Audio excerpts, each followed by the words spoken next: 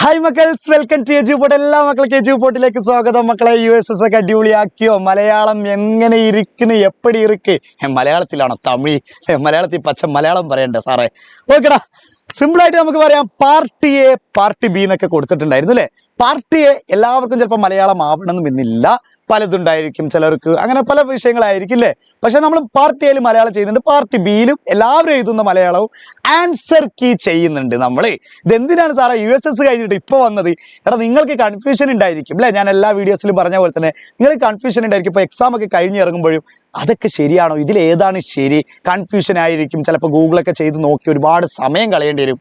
അതിനുള്ള സമയമൊന്നും ഇല്ല നമുക്ക്. ഈ വീഡിയോ മുഴുവൻ കണ്ടു കഴിഞ്ഞാൽ നിങ്ങൾ എഴുതിയ ആൻസറുകളൊക്കെ ഏതാണ് ശരി, ഇനി തെറ്റിയത് ഏതാണ്, എല്ലാതും നിങ്ങൾക്ക് ഇതിലൂടെ ഐഡിയ കിട്ടും. നമുക്ക് കൂടുതലൊന്നും സംസാരിച്ച് നിൽക്കേണ്ട ആവശ്യമില്ല. നമുക്ക് നോക്കാം. ഫസ്റ്റ് ലാംഗ്വേജ് മലയാളം 80ലേക്ക് നമുക്ക് പോവാം.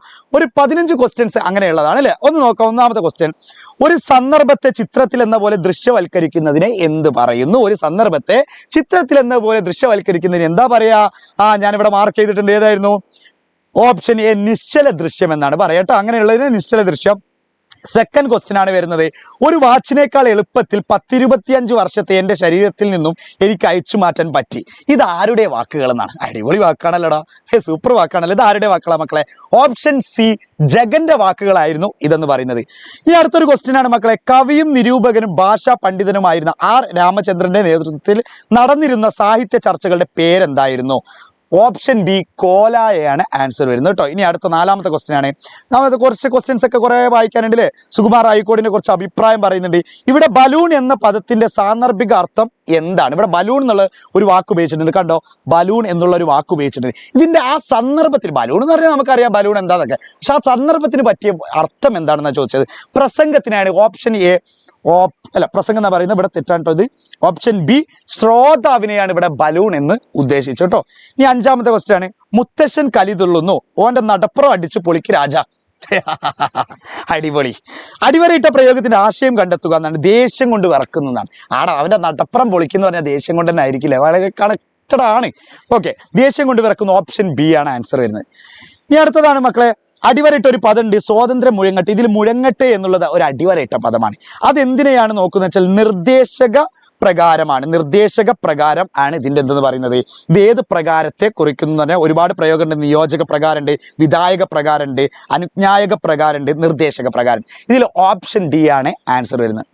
ഇനി ജ്ഞാനപീഠം, വയലാർ അവാർഡ്, ഓടക്കുഴൽ അവാർഡ്, എഴുത്തച്ഛൻ പുരസ്കാരം എന്നീ ബഹുമതികൾ ലഭിച്ച എഴുത്തുകാരൻ ആരാണ്? അപ്പൊ നിങ്ങളോട് ചിലപ്പോൾ ഇതൊരു ക്വിസ് കോമ്പറ്റീഷൻ ഒക്കെ, നോർമൽ ക്വിസ് കോമ്പറ്റീഷൻ ചോദിക്കാനുള്ള ONV കുറിപ്പിലാണ് ഈ കാര്യങ്ങളൊക്കെ കിട്ടി. ഈ എല്ലാ അവാർഡും കിട്ടി. ജ്ഞാനപീഠം കിട്ടിയിട്ടുണ്ട്, വയലാർ അവാർഡൊക്കെ കിട്ടിയിട്ടുണ്ട്. എട്ടാമത്തെ ക്വസ്റ്റ്യനിലേക്ക് പോവാ. കൂട്ടത്തിൽപ്പെടാത്ത പദം കണ്ടെത്തുക. ത്രാണി, ശക്തി, മുക്തി, ശേഷി. ഇതിൽ കൂട്ടത്തിൽപ്പെടാത്ത മുക്തിയാണ്. ഓപ്ഷൻ സി, മുക്തിയാണ് ആൻസർ വരുന്നത് കേട്ടോ.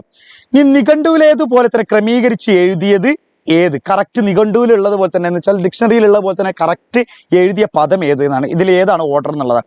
ഓപ്ഷൻ സി ആണ്. അഭിമതം, ഉദ്ഗാരം, ഗർഭഗൃഹം, നിദ്ര. ഇതാണ് നിഘണ്ടുവിലുള്ളതുപോലെ തന്നെ ക്രമീകരിച്ച് എഴുതിയ വാക്കെന്നാണ്. പത്താമത്തെ ക്വസ്റ്റ്യനിലേക്ക് പോവാ. ഉയർന്നു നിൽക്കുന്ന എന്ന അർത്ഥം വരുന്ന പദം ഏത്? ഇതിൽ ഏതാണ് ഉയർന്നു നിൽക്കുക എന്ന അർത്ഥം വരുന്നത്? ഓപ്ഷൻ സി, തുങ്കമാണ് ഓപ്ഷൻ വരുന്നത് കേട്ടോ.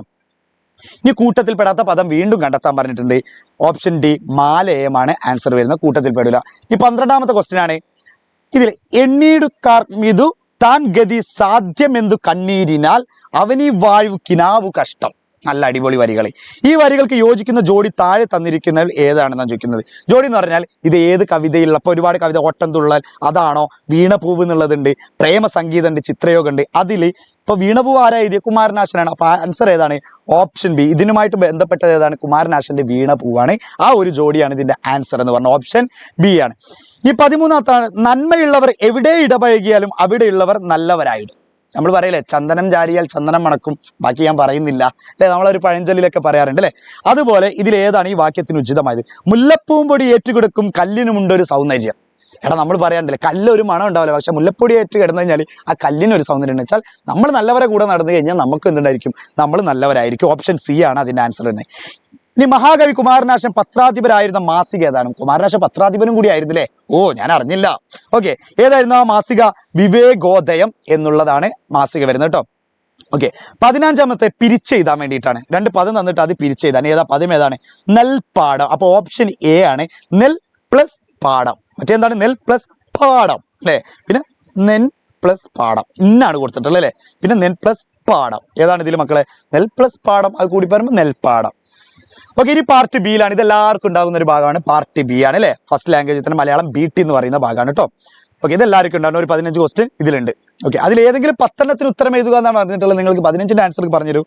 ജാതിഭേദം മതദ്വേഷം എന്ന് തുടങ്ങുന്ന ശ്രീനാരായണ ഗുരുവിന്റെ വരികൾ ആലപിച്ചുകൊണ്ട് ചലച്ചിത്ര ഗാനരംഗത്ത് പ്രവേശിച്ച ഈ ഗായകൻ വിവിധ ഭാഷകളിലായി 50,000-ലേറെ ഗാനങ്ങൾ പാടിയിട്ടുണ്ട്. ആരാണത്? നമുക്കറിയാം, കേരളത്തിന് അഭിമാനിക്കാൻ പറ്റിയ, ഇദ്ദേഹം കേരളക്കാരനായതിൽ അടിപൊളി നമുക്ക് അഭിമാനിക്കാൻ പറ്റിയ KJ യേശുദാസ് തന്നെയാണ് കേട്ടോ. KJ യേശുദാസ് ആണ് എന്ത് ചെയ്തത്? ജാതിഭേദം മതദ്വേഷം എന്ന് തുടങ്ങുന്ന ശ്രീനാരായണ ഗുരുവിന്റെ വരികളിലൂടെയാണ് അദ്ദേഹത്തിന്റെ തുടക്കം എന്ന് പറയുന്നത്. അടുത്ത ക്വസ്റ്റ്യനാണ്. കേരള സംസ്കാര ചരിത്ര നിഘണ്ടു, നമ്മൾ നടന്ന വഴികൾ തുടങ്ങിയ ഗ്രന്ഥങ്ങൾ രചിച്ച എഴുത്തുകാരനാണ് 2023 എഴുത്തച്ഛൻ പുരസ്കാരം ലഭിച്ചത്. ആരാണിത്? അപ്പൊ നിങ്ങൾക്ക് ഇത് രണ്ട് രീതിയിൽ പോകാം. എഴുത്തച്ഛൻ പുരസ്കാരം 2023 ലഭിച്ചത് ആരാണെന്ന് നോക്കിയാൽ മതി. അപ്പോൾ തന്നെ കേരള സംസ്കാര ചരിത്ര നിഘണ്ടു, നമ്മൾ നടന്ന വഴികൾ എന്ന ഗ്രന്ഥം എഴുതിയത് ആരാണ്? മക്കളെ ഡോക്ടർ SK വസന്തൻ ആയിരുന്നു കേട്ടോ. Doctor SK Vasanthan. Option D ആണ് ഇതിന്റെ ആൻസർ വരുന്നത്. 18ാമത്തെ ക്വസ്റ്റ്യൻ. ഇത്തറവാടിത്ത ഘോഷണത്തെ പോലെ വൃത്തി കെട്ടിട്ടില്ല മറ്റൊന്ന് മൊഴിയിൽ. ഈ വരികൾ ആരുടേതാണ്? ഇടശ്ശേരി ഗോവിന്ദൻ നായർ. ഓപ്ഷൻ D ആണ്, ഇടശ്ശേരി ഗോവിന്ദൻ നായർ. പിന്നെ 19ാമത്തെ ക്വസ്റ്റ്യൻ. കാനായി കുഞ്ഞിരാമൻ ഏത് മേഖലയുമായി ബന്ധപ്പെട്ട കലാകാരനാണ്? കാനായി കുഞ്ഞിരാമൻ ഏത് മേഖലയുമായി ബന്ധപ്പെട്ട കലാകാരനാണ്? മക്കളെ ശില്പകലയുമായിട്ട് ബന്ധപ്പെട്ട കലാകാരനാണ് ആരെന്ന് പറയുന്നത്? കാനായി കുഞ്ഞിരാമൻ. ഓക്കെ, ഇനി 20ാമത്തെ ക്വസ്റ്റ്യൻ. ഒരു കവിത തന്നിട്ടുണ്ട്. ഒരു കവിത, നിങ്ങൾ വലിയൊരു കവിതയാണ്, ഞാൻ ഇവിടെ വായിച്ച് സമയം കളയുന്നില്ല. ഓൾറെഡി നിങ്ങൾ ക്വസ്റ്റ്യനിലൊക്കെ വായിച്ചതായിരിക്കും. 2 പേജിലൊക്കെ ആയിട്ട് അതിന്റെ 20ാമത്തെ ക്വസ്റ്റ്യൻ ഏതായിരുന്നു? ഒരു കവിത തന്നിട്ട് ഒരു ചെറുകണത്തിലും കവി കേട്ടതെന്ത്? ഒരു ചെറുകണത്തിലും കേട്ടതെന്ത്? ഒരു പ്രപഞ്ചപ്പിറവിന്റെ നാദമാണെന്തെന്ന് പറയുന്നത് ഇതുകൊണ്ട് ഉദ്ദേശിക്കുന്നത്. 21ാമത്തെ ക്വസ്റ്റ്യൻ. കവിയുടെ കുട്ടിനായി ആരാണുള്ളത്? കവിന്റെ കൂട്ടിനായി ആരാണുള്ളത് മക്കളെ?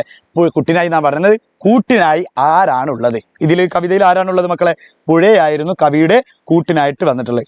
22ാമത്തെ ക്വസ്റ്റ്യൻ. ആത്മാവിലെ പാപം എങ്ങനെയാണ് ഏറ്റുവാങ്ങുന്നത്? ആത്മാവിലെ പാപം എങ്ങനെയാണ്? ജലകരങ്ങളാൽ. അപ്പൊ കവിത വായിച്ചിട്ട് കുറെ ക്വസ്റ്റ്യൻസ് ഉണ്ട് അല്ലേ. 23ാം ക്വസ്റ്റ്യൻ. നിമിഷ നേരത്തെ നീർപ്പോള എന്ന പ്രയോഗം എന്തിനെയാണ് സൂചിപ്പിക്കുന്നത്? പെട്ടെന്ന് പൊട്ടിപ്പോകുന്നതിനെയാണ്. ഓപ്ഷൻ C ആണ് അതിന്റെ ആൻസർ വരുന്നത്. 24ാമത്തെ ക്വസ്റ്റ്യൻ എന്ത് ചെയ്തിട്ടുണ്ട്? അതും കുറച്ച് എന്ത് ചെയ്തിട്ടുണ്ട്? നൽകിയിരിക്കുന്ന സൂചനകളിൽ നിന്ന് എഴുത്തുകാരനെ കണ്ടെത്താൻ കുറച്ച് സൂചനകൾ തന്നിട്ടുണ്ട്. അദ്ദേഹം കഥാകൃത്താണ്, നോവലിസ്റ്റാണ്, തിരക്കഥാകൃത്താണ് എന്നീ നിലകളിൽ അറിയപ്പെടുന്നുണ്ട്. പയ്യന്നൂരിലെ ആന്നൂരിൽ ജനിച്ചു. അപ്പൊ ഇതിൽ ആരാണ് മക്കളെ? CV ബാലകൃഷ്ണനാണ് ഈ വ്യക്തികളെ കേട്ടോ. 4 ഓപ്ഷൻ, 4 അല്ലെങ്കിൽ അതിന്റെ ഭാഗങ്ങളായിട്ടുള്ള വായിച്ചു കഴിഞ്ഞാൽ മക്കൾക്ക് എന്തായിരിക്കും കറക്റ്റ് ആയിട്ട് മനസ്സിലാക്കാൻ പറ്റും. 25ാമത്തെ ക്വസ്റ്റ്യൻ. കൂട്ടത്തിൽ ചേരാത്ത വാദ്യം ഏത്? നാഗസ്വരമുണ്ട്, കൊമ്പുണ്ട്, ഓടക്കുയലുണ്ട്, ചെണ്ട. ചെണ്ട എന്നാണ് ഇതിൽ കൂട്ടത്തിൽ ചേരാത്ത കേട്ടോ. 26ാമത്തെ ക്വസ്റ്റ്യൻ. മരപ്പൊടി, മരത്തിന്റെ പൊടി സമാനമായ വിധത്തിൽ വിഗ്രഹിക്കാനാവുന്ന വാക്ക് കണ്ടെത്തുക. മഞ്ഞക്കിളി, ശരീര സൗന്ദര്യം, 4-5 ഗുരുദേവൻ. ഇതിൽ ഏതാണ് അങ്ങനെ വർണ്ണിക്കാൻ പറ്റിയത്? ശരീര സൗന്ദര്യം അല്ലെ. മരപ്പൊടി, മരത്തിന്റെ പൊടി, ശരീര സൗന്ദര്യം, ശരീരത്തിന്റെ സൗന്ദര്യം. മഞ്ഞക്കിളി, മഞ്ഞയുടെ കിളി എന്ന് പറയാൻ പറ്റും? ഇല്ല. അപ്പൊ ശരീര സൗന്ദര്യം തന്നെയാണ് അങ്ങനെ വിഗ്രഹിക്കാനാവുന്നത്. 27ാമത്തെ ക്വസ്റ്റ്യൻ. ജലമേന്തി ഓടിക്കിതച്ച മേഘം മലയിൽ തടഞ്ഞു കമിഴ്ന്നു വീണു എന്നതിൽ നിന്ന് വ്യക്തമാവുന്ന ആശയം ഏതാണ് മക്കളെ? മഴ പെയ്യാൻ തുടങ്ങി എന്നുള്ളതാണ് ഇതിൽ നിന്ന് ആശയം. 28ാമത്തെ ക്വസ്റ്റ്യൻ എന്തായിരുന്നു? പിന്നീട് അവളുടെ നടത്തത്തിന്റെ വേഗം കൂടുകയും ഒടുവിൽ അവൾ ഓടി ഇരുളിന്റെ മറയുകയും ചെയ്തു. T പത്മനാഭന്റെ അശ്വതി എന്ന കഥയിലെ നായികയായ അശ്വതിക്ക് മിഠായി ലഭിച്ചതിന് ശേഷമുള്ള ഈ പ്രതികരണം സൂചിപ്പിക്കുന്ന അശ്വതിയുടെ മാനസിക നില എന്താണ്? സന്തോഷാധിക്യമാണ് കേട്ടോ. Option B സന്തോഷാധിക്യം. 29ാമത്തെ ക്വസ്റ്റ്യൻ. അംഗവും കാണാം താളിയും ഒടിക്കാം എന്ന പഴഞ്ചൊല്ലിന് സമാനാർത്ഥം വരുന്ന മറ്റൊരു ചൊല്ല് കണ്ടെത്തുക. ഒരു വെടിക്ക് 2 പക്ഷി എന്നുള്ളതാണ് എന്തെന്ന് പറയുന്നത്? 29ാമത്തെ ഓപ്ഷൻ C ആണ് ആൻസർ വരുന്നത്. ലാസ്റ്റ് ക്വസ്റ്റ്യൻ ആണ് 30ാമത്തെ മക്കളെ. 2023 ഓസ്കാർ ചലച്ചിത്ര അവാർഡിന് ഇന്ത്യൻ എൻട്രി ആയ തിരഞ്ഞെടുക്കപ്പെട്ട ചിത്രം. മക്കളൊക്കെ സിനിമ കണ്ടിട്ടുണ്ടാവും. ഏതായിരിക്കും? ഒരുപാട് സിനിമകൾ ഇതിൽ കണ്ടിട്ടുണ്ട്. നൻപകൽ നേരത്ത് മയക്കം, പക്ഷെ അതൊന്നല്ല ആൻസർ. പൊന്നിയിൻ സെൽവൻ. എന്നാൽ അതുമല്ല ആൻസർ. ഏതായിരുന്നു? 2018 കേട്ടോ. 2018 എൻട്രി കിട്ടിയിട്ടുണ്ട്. നമ്മൾ ഓസ്കാറിലൊക്കെ എൻട്രി കിട്ടി എന്നൊക്കെ പറഞ്ഞിട്ടുണ്ട്. അപ്പൊ അതാണ്, ഇത്രയുമാണ് മക്കൾ എന്ത് ചെയ്യേണ്ടത്? നോക്കേണ്ട ആവശ്യമൊന്നുമില്ല. നിങ്ങൾക്കൊരു ആത്മവിശ്വാസം കിട്ടില്ലേ? ഞങ്ങൾക്ക് എന്തായാലും USS കിട്ടും എന്നൊക്കെ പറഞ്ഞുകൊണ്ട് പോയത് പോട്ടെ. ഇനി അതിനെപ്പറ്റി ചിന്തിച്ചിട്ട് കാര്യമില്ല. ചിലപ്പോൾ ചില ക്വസ്റ്റ്യൻസ് ഒക്കെ അങ്ങോട്ടും ഇങ്ങോട്ടൊക്കെ തെറ്റിയിട്ടുണ്ടാവും. മനുഷ്യന്മാരല്ലേ, തെറ്റ് പറ്റാത്തവർ ആരും ഇല്ലല്ലോ മക്കളെ. അപ്പോൾ സെറ്റാക്കാം. നമ്മുടെ ബാക്കിയുള്ള ചാനലുകളൊക്കെ അടുത്ത വർഷങ്ങളിലൊക്കെ മക്കളെ കാണാനുള്ളതാണ്. സെറ്റാക്കാം. Bye by.